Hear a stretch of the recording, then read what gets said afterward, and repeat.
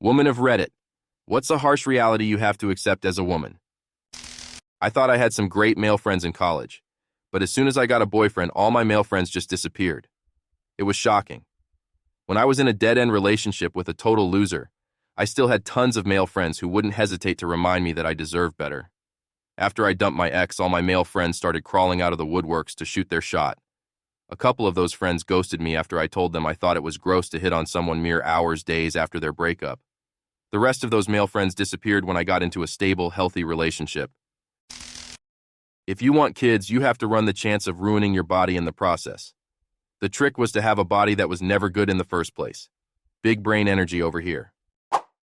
According to my sister, pregnancy softens your bones, tissue, everything, makes your body ready for birth, but doesn't morph back.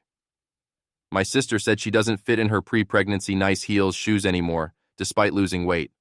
Her bone structure just changed. 25% of women experience some kind of incontinence. About 1 of 200 women even suffer permanent damage to their colon and are not able to hold the contents of their bowels. And that's just a tiny fraction of things that permanently alter your body. I think those topics are systematically suppressed to not discourage women from getting children. I never read of those topics, only heard about them from friends who gave birth.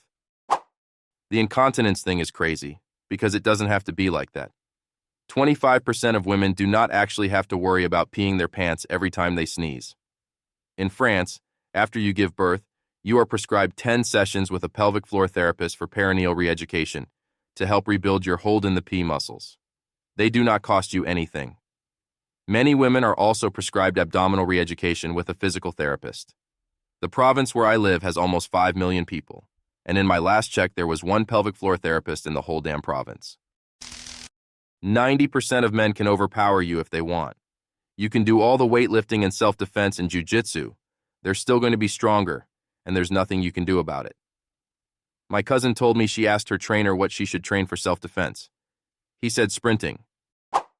Yeah, we had a self-defense course and a few lectures when I was in school, and they all hinged on escaping, not winning a fight. If you're cornered, hit them once in an easy-to-hit place that will cause enough pain to slow them down like the nose or solar plexus. Make as much noise as you can, and run. A lecturer straight up said to us, "If you remember nothing else from this talk, I want you to remember this. Run."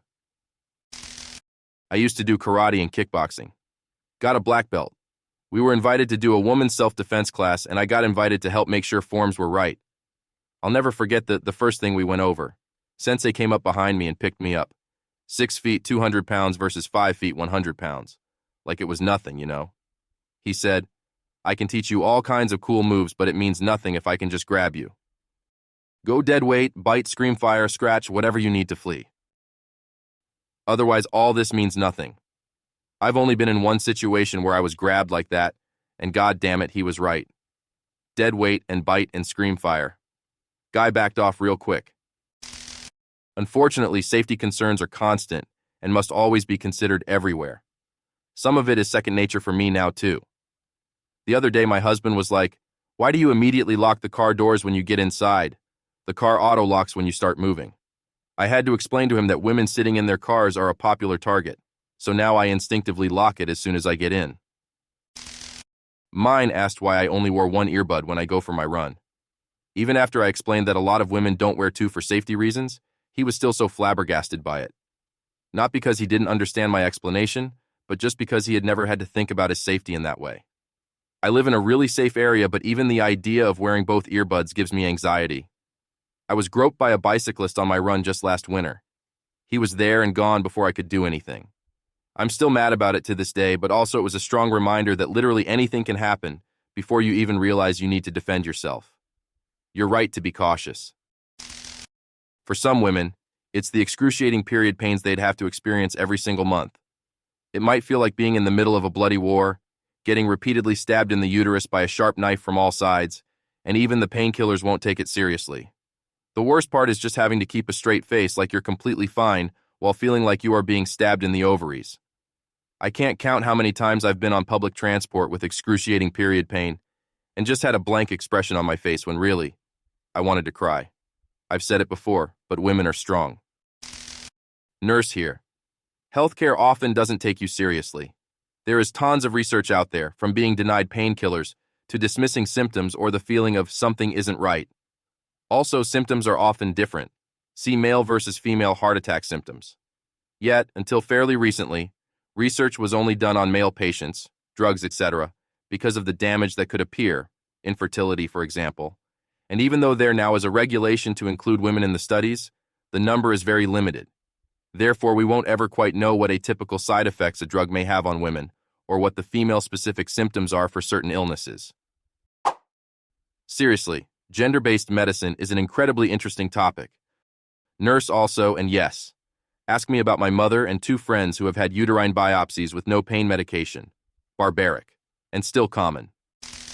I've learned that speaking up in certain situations can still be seen as being too aggressive, even if I'm just stating facts. It's frustrating, but I've adjusted how I handle things to keep things moving forward. The most frustrating thing is being told that your input is valuable and that you should be more assertive.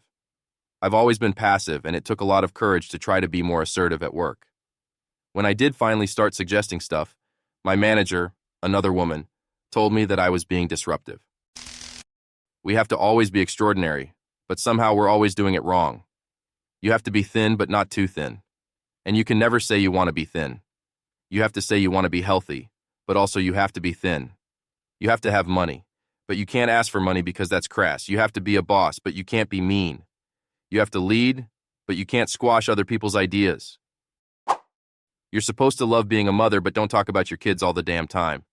You have to be a career woman, but also always be looking out for other people. You have to answer for men's bad behavior, which is insane, but if you point that out, you're accused of complaining. You're supposed to stay pretty for men, but not so pretty that you tempt them too much or that you threaten other women because you're supposed to be a part of the sisterhood. But always stand out and always be grateful. But never forget that the system is rigged, so find a way to acknowledge that, but also always be grateful. You have to never get old, never be rude, never show off, never be selfish, never fall down, never fail, never show fear, never get out of line. It's too hard. It's too contradictory, and nobody gives you a medal or says thank you. And it turns out, in fact, that not only are you doing everything wrong, but also everything is your fault. I'm just so tired of watching myself and every single other woman tie herself into knots so that people will like us. Barbie movie quote I really relate to. Listening to these stories isn't easy, but that's exactly why they need to be heard. Many women face these challenges every day, and their experiences cannot be ignored. Until we start talking about this openly, changing social norms, and supporting each other, this harsh reality will persist for many. If you found this interesting, leave a like, share your thoughts in the comments, and share this video with others. And of course, don't forget to subscribe to the channel so you won't miss future episodes. Thank you for watching and supporting.